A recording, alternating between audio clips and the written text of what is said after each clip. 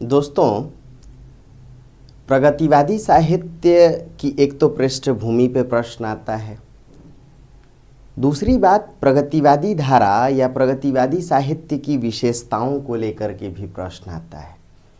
यदि प्रगतिवादी साहित्य की विशेषताओं या प्रवृत्तियों पर बात करें तो आप देखेंगे कि इसमें कुछ खास प्रवृत्तियां हैं।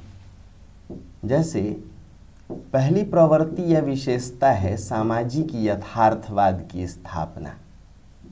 सामाजिक यथार्थवाद की स्थापना। दूसरी विशेषता है प्रगतिवादी प्रकृति चित्रण। तीसरी विशेषता है प्रगतिवाद में नारी का स्थान यानी नारी चेतना। चौथी विशेषता है शोषण का विरोध।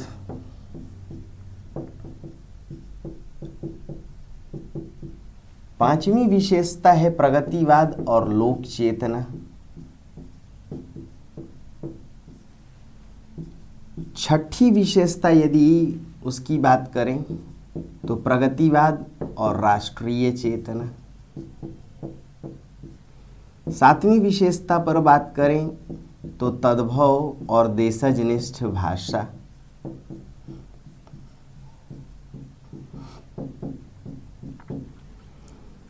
आठवीं विशेषता की बात करें दोस्तों तो सहज बिंब और प्रतीक। कैसे बिंब हैं इसमें? सहज बिंब हैं और सहज प्रतीक हैं।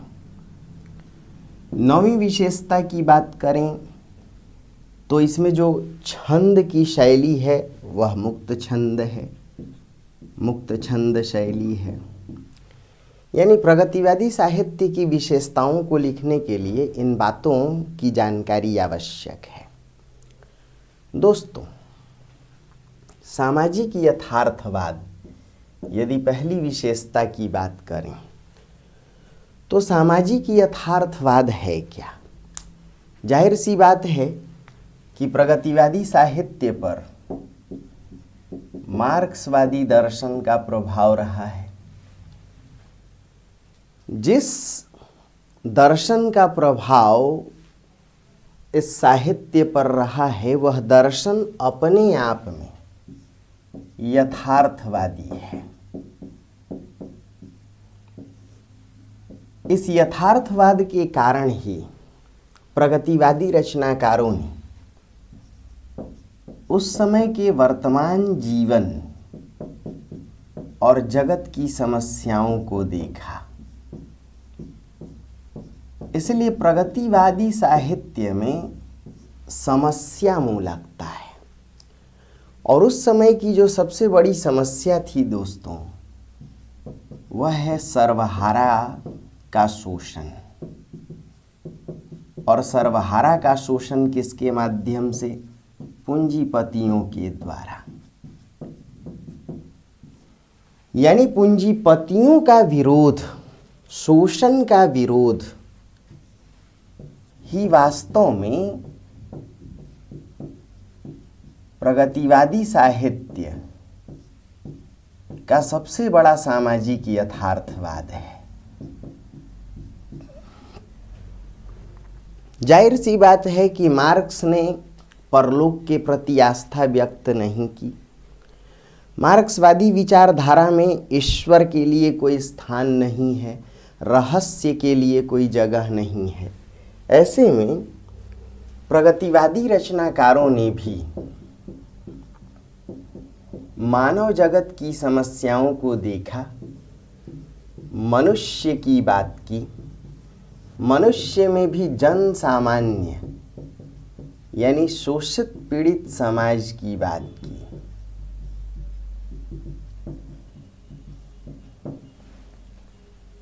परंतु यह बात भी याद रखिएगा कि प्रगतिवादी साहित्य सिर्फ पूंजीवादी शोषण का विरोध नहीं करता है, वह सभी प्रकार के शोषण का विरोध करता है, चाहे वह शोषण किसी भी प्रकार का हो। इसलिए बाबा नागार्जुन जैसे रचनाकारों ने या उनकी जो प्रगतिशील चेतना है इस बात में विश्वास करती है कि शोषण तो वैसे ही है, हूबहू है, सिर्फ उसका स्वरूप बदला है।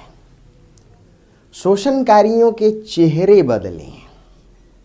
इसलिए नागार्जुन कविता लिखते हैं, अब की कलयुग में रावण नंगा होकर नाचा है, सकल सूरत वही है भैया, बदला केवल ढांचा है। यानी चाहे सामंती समाज हो, चाहे पूंजीवादी समाज हो, या आज के आज़ाद भारत की जो राजनीति हो, देखा जाए तो आज के लोकतंत्र में कहीं न कहीं समाजवाद के लिए भी जगह है, पूंजीवाद के लिए भी जगह है। आज के लोकतंत्र में भी शोषणकारी शक्तियां विराजमान रही हैं। जिन हाथों में राजनीति केंद्रित है, जिन हाथों में व्यवस्था केंद्रित है, वहाँ भी शोषणकारी शक्तियां मुंह बाए खड़ी हैं और उनके लिए एकमात्र जो आहार है या यूं कहें उनका जो पोषक है या जिन सर्वहारा ताकतों के बल पर या जिन सर्वहारा शक्तियों का भक्षण करके ये पूंजीवादी शक्तियां शोषण करती आई हैं, चाहे वो अंग्रेजी राज से पहले हो या अंग्रेजी राज के समय का हो या आज के लोकतंत्र में। इसलिए जो मार्क्सवादी प्रगतिवादी रचनाकार रहे उनका यह मानना था कि सामंती शक्तियां भी शोषणकारी थीं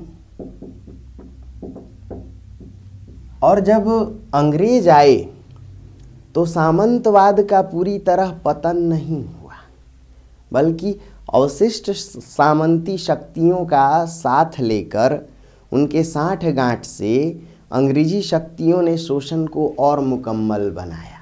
कैसे? सामंती शक्तियों में यदि आप देखें तो जमींदारी और महाजनी ताकतें।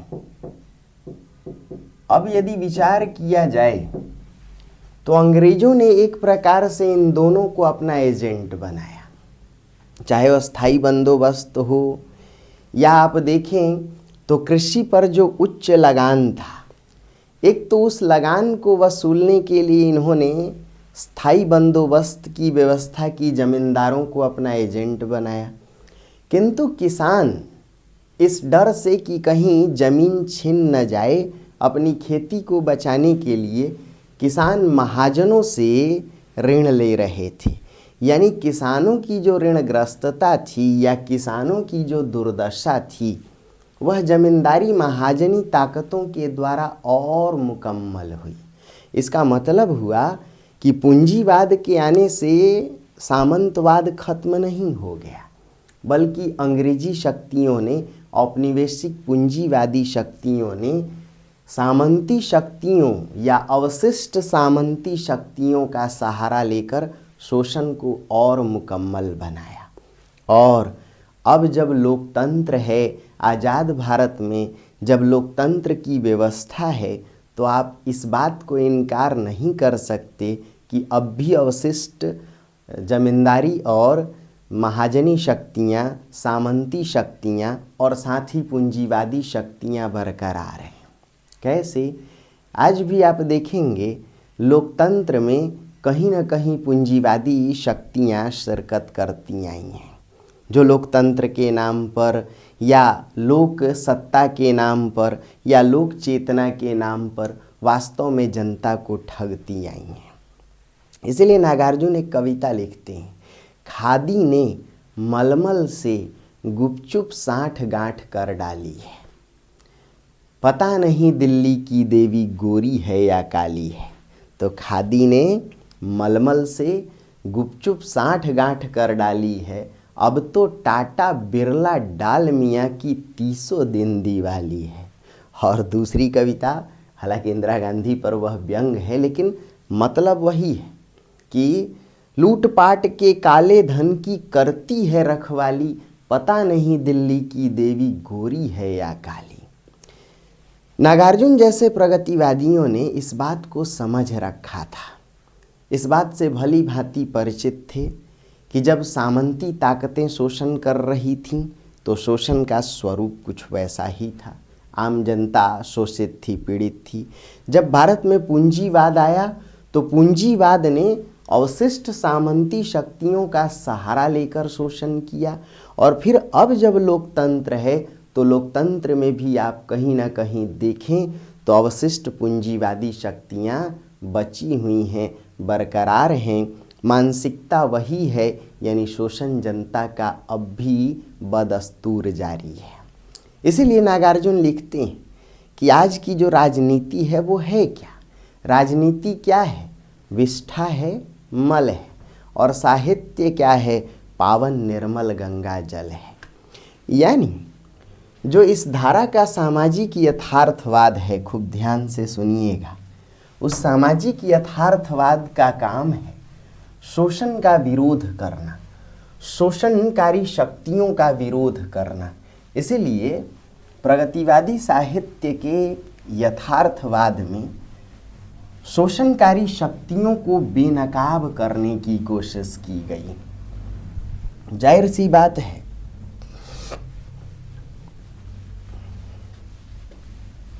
कि यदि प्रेमचंद का गोदान पढ़ें तो गोदान प्रगतिशील चेतना का उपन्यास है।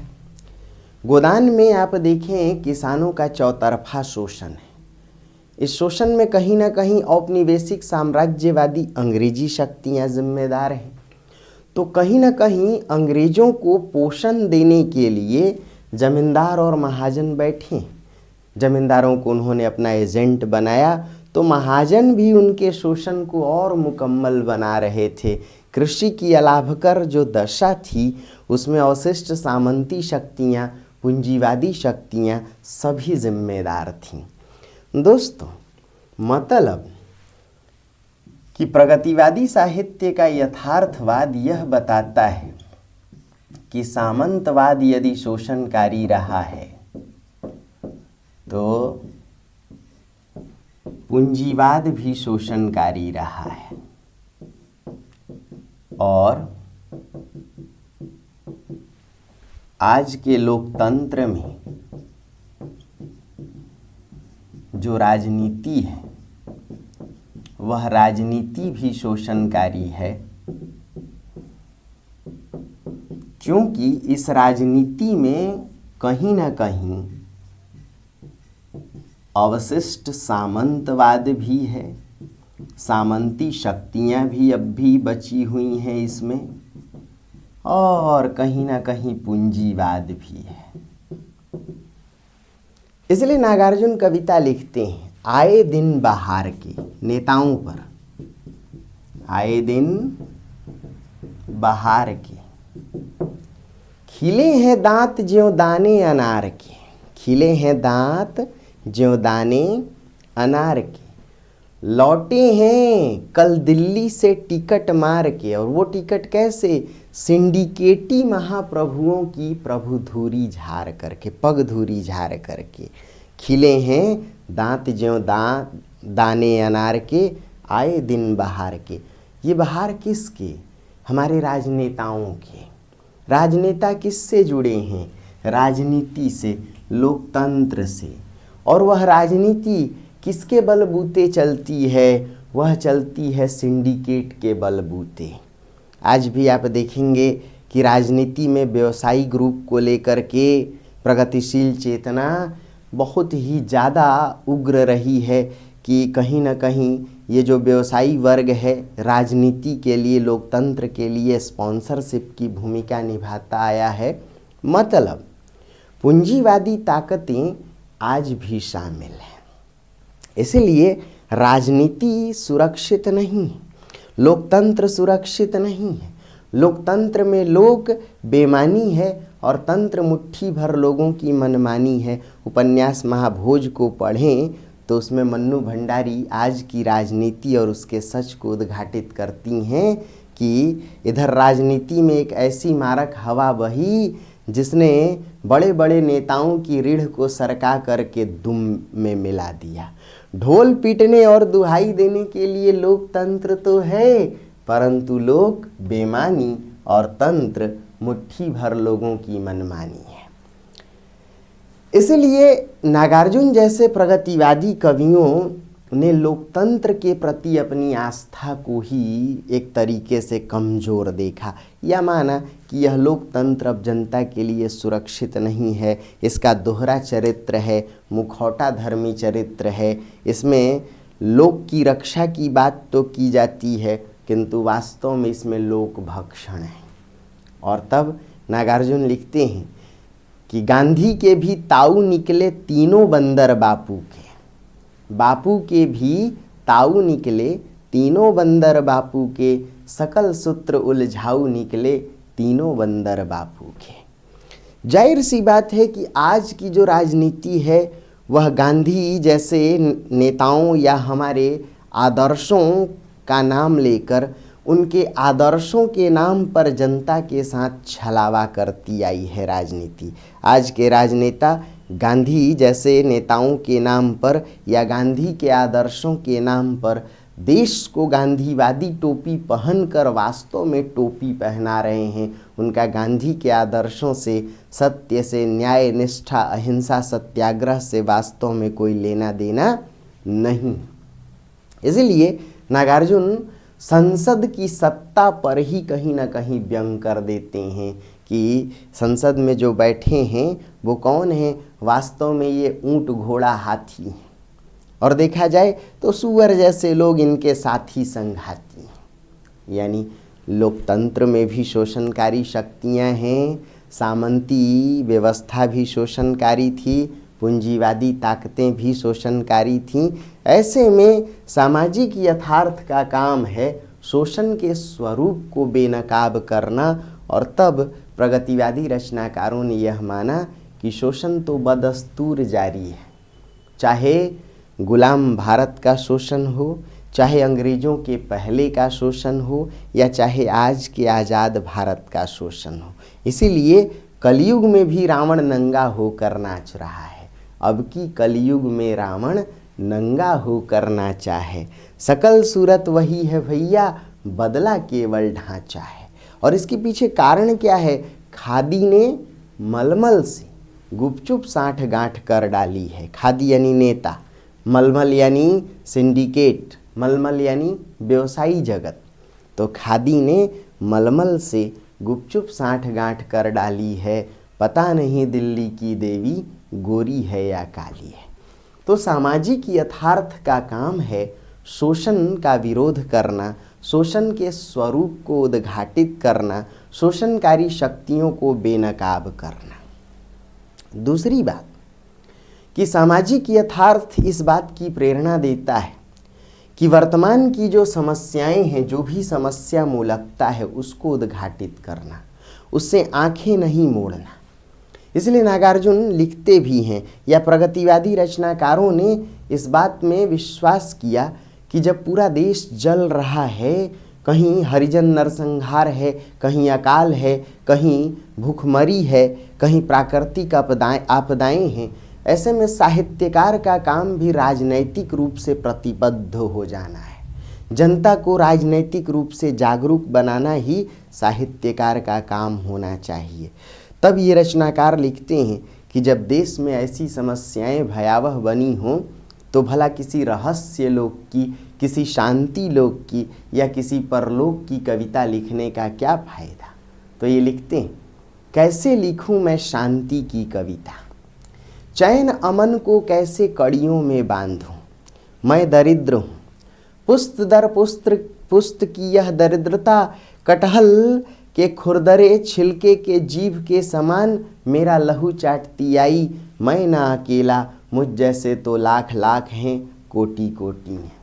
यानी जब दरिद्रता हो, भूखमरी हो, देश तबाह है अकाल से, भूखमरी से, देश तबाह है राजनैतिक शोषण से, पूंजीवादी छल छद्मों से, तो भला ऐसे में आंखें बंद करके किसी परलोक की कविता लिखने का क्या मतलब। दोस्तों, सामाजिक यथार्थवाद का एक तीसरा उद्देश्य भी है जो सबसे गहन है या मुख्य है। सामाजिक यथार्थवाद के तहत इन रचनाकारों ने यह माना कि शोषण है, परंतु इसका अर्थ ये नहीं कि शोषण हमेशा बना रहेगा। इस शोषण को खत्म किया जा सकता है। कैसे? शोषणकारी शक्तियाँ अपने आप में पूंजीवादी शक्तियाँ हैं। पूंजीवादी एक वर्ग है। पूंजीवादी वर्ग के द्वारा सर्वहारा वर्ग का शोषण होता आया है और यह सर्वहारा वर्ग इसलिए शोषित है क्योंकि यह आपसी फूट का शिकार है। यह कहीं ना कहीं सामाजिक विभेद का शिकार है। यदि सर्वहारा अपने वर्गीय हितों को पहचान ले, वह वर्गबद्ध हो जाए, वह एकजुट हो जाए, तो फिर वर्ग समूह के द्वारा वर्ग संघर्ष को जन्म दिया जा सकता है। किस वर्ग के खिलाफ? पूंजीवादी वर्ग के खिलाफ। शोषण तभी खत्म होगा जब सर्वहारा वर्ग एकजुट होगा और पूंजीवादी वर्ग के खिलाफ वह सशस्त्र क्रांति को तैयार होगा। यानी क्रांति और वर्ग संघर्ष के द्वारा ही शोषण खत्म होगा। इसलिए नागार्जुन की कविता सुनिए गौर से। डंका बजा गांव के भीतर। डंका का अर्थ है वर्ग संघर्ष। सब चमार मिलकर हो गए इकट्ठा। बोला उठ एक दहाड़ कर, हम 50 किंतु हाथ तो 100 हैं। 100 हाथों के एका का फल बड़ा होता। 100 हाथों के एका का अर्थ वर्ग समूह से एकजुट होने से हम चाहें तो पहाड़ को भी उखाड़ सकते हैं। पहाड़ उखाड़ने का अर्थ शोषण को खत्म करना, पूंजीवादी ताकतों को खत्म करना। तो सामाजिक यथार्थवाद 3 स्तरों पर काम करता है। एक, यह बताता है कि शोषणकारी शक्तियाँ सामंती समाज में भी विद्यमान थीं, पूंजीवादी समाज में भी, और आज की राजनीति, आज के लोकतंत्र में भी हैं। इसका दूसरा सबसे बड़ा काम है कि साहित्य को राजनीतिक प्रतिबद्ध बनाना, अर्थात साहित्यकारों के उद्देश्य को स्थापित करना। प्रेमचंद ने प्रगतिशील लेखक संघ की अध्यक्षता करते हुए लिखा था कि अब अधिक सोना मृत्यु का लक्षण है। साहित्यकार का काम मन बहलाना या मनोरंजन करना नहीं है।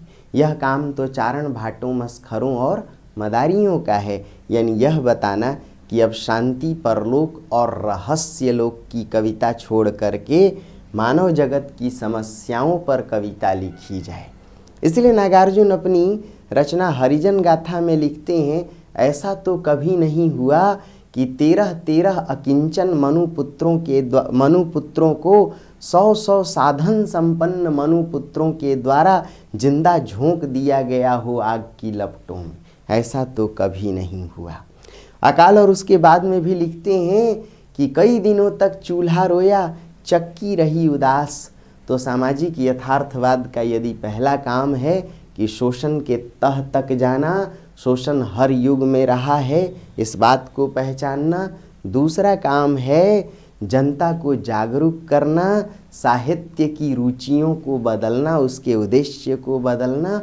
और इसका तीसरा काम इस बात की स्थापना रहा है कि सर्वहारा हमेशा शोषण का शिकार नहीं रहेगा। यदि वह वर्ग समूह से जुड़ेगा, यदि वह वर्ग संघर्ष को तैयार होगा, क्रांति को तत्पर होगा, तो शोषण अपने आप खत्म हो जाएगा। कितनी बात समझ में आ रही है? अरे हाँ या ना? तो अब इसको आप शब्दों में लिखिए। देखिए, किसी बात को जब आप 2 बार सुनेंगे तो उसे बड़े ही इत्मीनान से लिख पाएंगे। तो आइए अब दूसरी विशेषता की बात करते हैं कि प्रगतिवाद में प्रकृति कैसी थी, यानी प्रगतिवाद में प्रकृति चेतना दूसरी विशेषता।